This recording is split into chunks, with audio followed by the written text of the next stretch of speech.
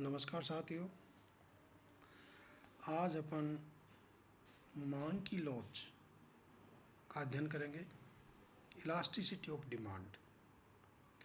देखिए, मांग की लॉज की अवधारणा का सबसे पहले प्रयोग मार्शल ने किया था।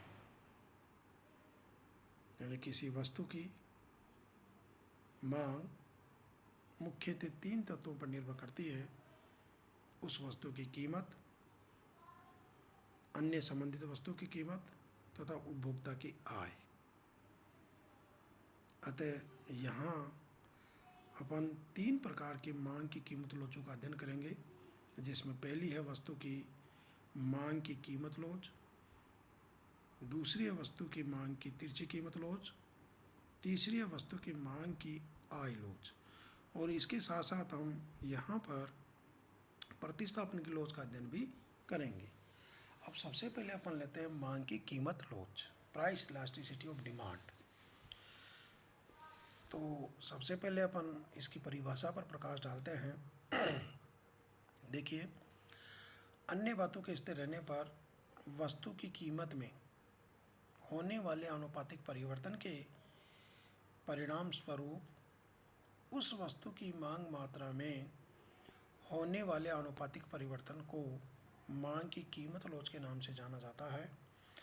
अर्थात इसको इस रूप में भी परिभाषित कर सकते हैं कि वस्तु की मांग मात्रा में होने वाले आनुपातिक परिवर्तन को कीमत में होने वाले आनुपातिक परिवर्तन से विभाजित करने पर प्राप्त मान मांग की आय लोच को दर्शाता है।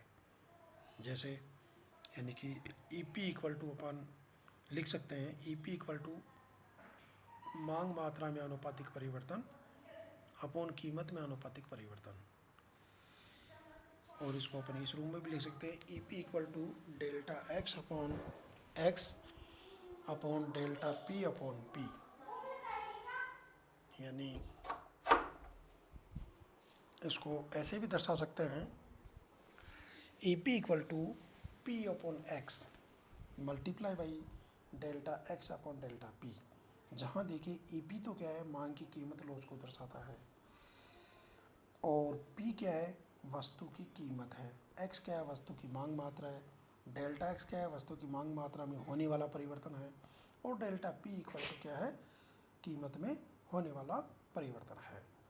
इसको अपन न्यूमेरिकल क्वेश्चन के आधार पर भी इसको हल करके इसका मान निकाल सकते हैं। अब देखिए आप, अगला जो है कि मांग की जो कीमत लोच है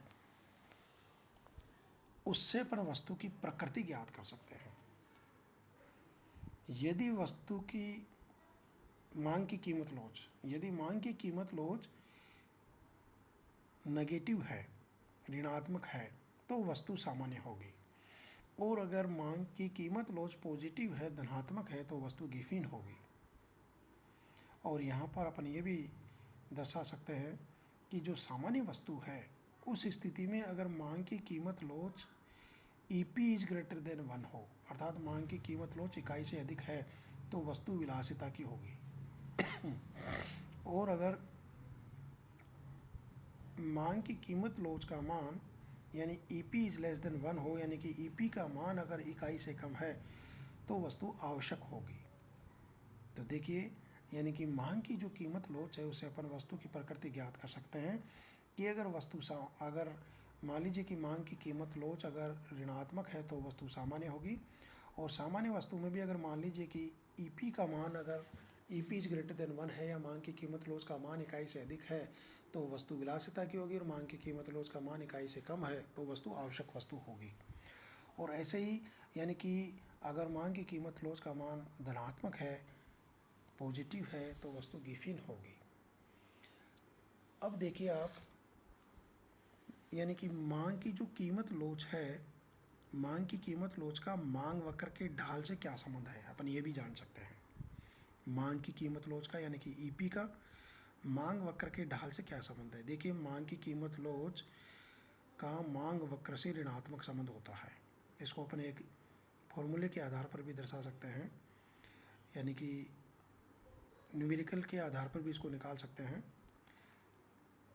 तो तो कहने का मतलब ये है कि मांग की जो कीमत लोच है, मांग की कीमत लोच का मांग वक्र के ढाल से विपरीत संबंध होता है। जिसका क्या मतलब हुआ कि अगर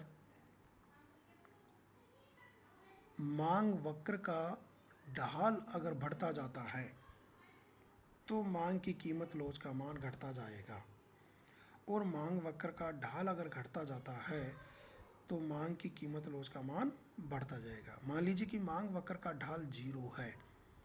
अगर मांग वक्र का ढाल जीरो है तो वहाँ मांग की कीमत लोच अनंत होगी। मांग की कीमत लोच क्या होगी? अनंत होगी। इसका मतलब मांग वक्र कैसा होगा? यानी कि यहाँ मांग वक्र क्षैतिज अक्ष के समानांतर होगा। और यदि मांग वक्र का ढाल अनंत है तो मांग की कीमत लोच का मान जीरो होगा, शून्य होगा। इसका मतलब मांग वक्र कैसा होगा? यानी कि लंबवत अक्ष के समानांतर होगा, वर्टिकल अक्ष के समानांतर होगा। तो इस प्रकार से अपन ये कह सकते हैं कि ये ज्ञात कर सकते हैं कि मांग की कीमत लोच का मांग वक्र के ढाल से विपरीत संबंध होता है। यानी कि मांग की कीमत लोच में और मांग वक्र के ढाल में विपरीत संबंध पाया जाता है।